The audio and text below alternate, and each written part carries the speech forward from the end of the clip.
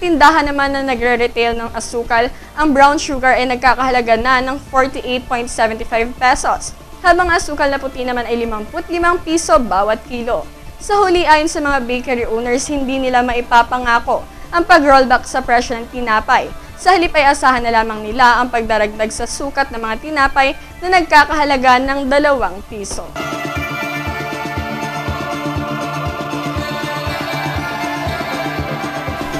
Samantala, dahilan sa kasabay ng pagpasok ng maulang panahon, ang pagiging maalon ng karagatan, isa ang pagbiyahe ng mga malalaking rolling cargos, lalong higit iyong mga delivery trucks at jeeps, ang ikinababahala ng Philippine Coast Guard, kung saan ayon kay Coast Guard Calapan Station Commander Lieutenant Aljurica Frante, ang mga rolling cargos na mas mabigat pa ang mga karga sa mismong sasakyan ay posibleng magdulot ng aksidente sa oras na hindi ito kayanin ng mga tali ng barko na ginagamit dito, kung kaya't dapat aniyang gawan ito ng aksyon. Mga policy natin naka-in-place na naman yan, although meron lang prosesong ginagawa yung ating higher headquarters na upang revisahin kung meron mang mga kailangan baguhin doon sa policy. So nandun pa rin yung policy natin sa pagpapatupad ng walang overloading, walang excess passenger doon sa ating mga barko, at lalong-lalo na yung mga barko natin bago ito maglayag ay dapat properly nakatali o nakalash yung mga rolling cargos, dahil alam naman natin sa ganitong panahon na nag-uumpisa na yung ating malalaking alon.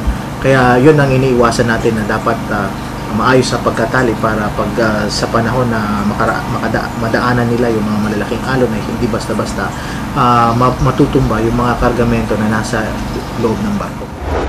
Ayon pa kay Lieutenant Rica Frente, dapat ay may weighing scale ang pantalan ng Calapan, lalo pa't maraming mga delivery trucks at jeeps ang dumaraan dito.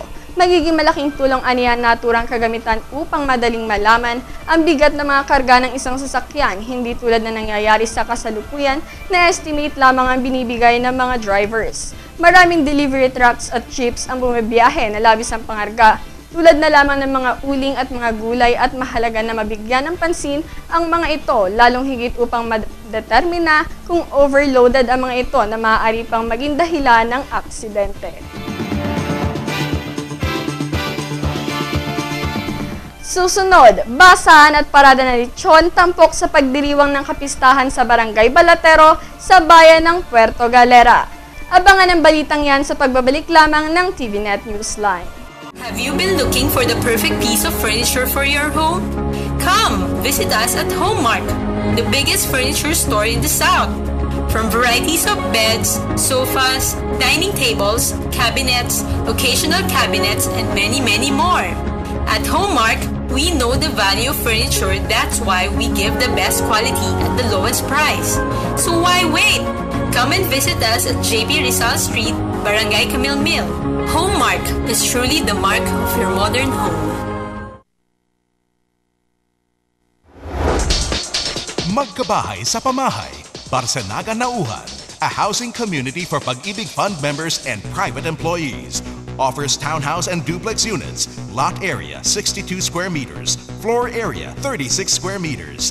At 375,000 price package, only 2,100 monthly through Pag-ibig. Wide landscaped entrance, guardhouse, perimeter fence, parks and playground, big water tank, cemented roads, electric supply with concrete posts, with nearby commercial area, model units available at the site for viewing. Pamahay project owner, Westchester Realty Corporation. Marketing manager, RGV Real Estate Center Incorporated. Call 288-2173 or log on to www.rgvcenter.com. Magkabahay sa Pamahay, Barsanaga Nauhan.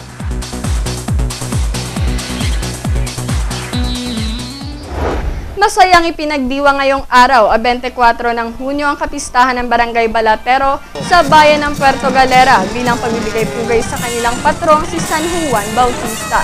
Bilang panimula ng kapistahan, isang misang idinaos na sinunda ng isang parada na kinatampukan ng mga kandidata sa naturang barangay, samahan ng mga kababaihan at ng mga opisyales ng Barangay Balatero, gayon din ang basahan at parada ng 7 lechon bilang pagpapasalamat sa masaganang taon ng kanilang pamumuhay na siyang tampok sa naturang pagdiriwang.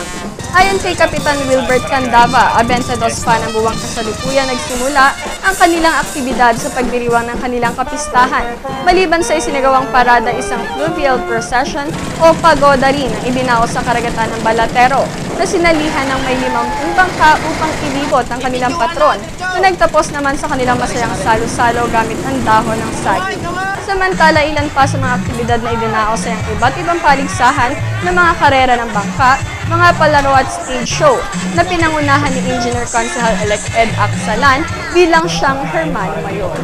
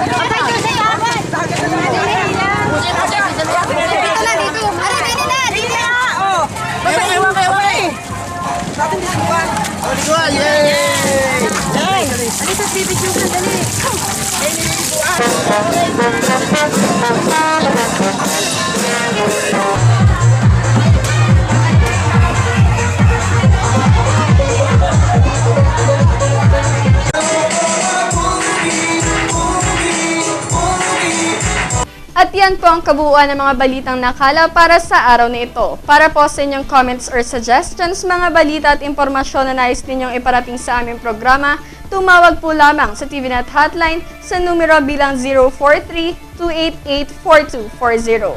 Ito po ang TVNet Newsline, katotohanan at serbisyo, hatid sa mga Mindoreño. Ako po si Jennifer Bermejo na nag-iiwan sa inyo ng isang mapayapa at magandang gabi.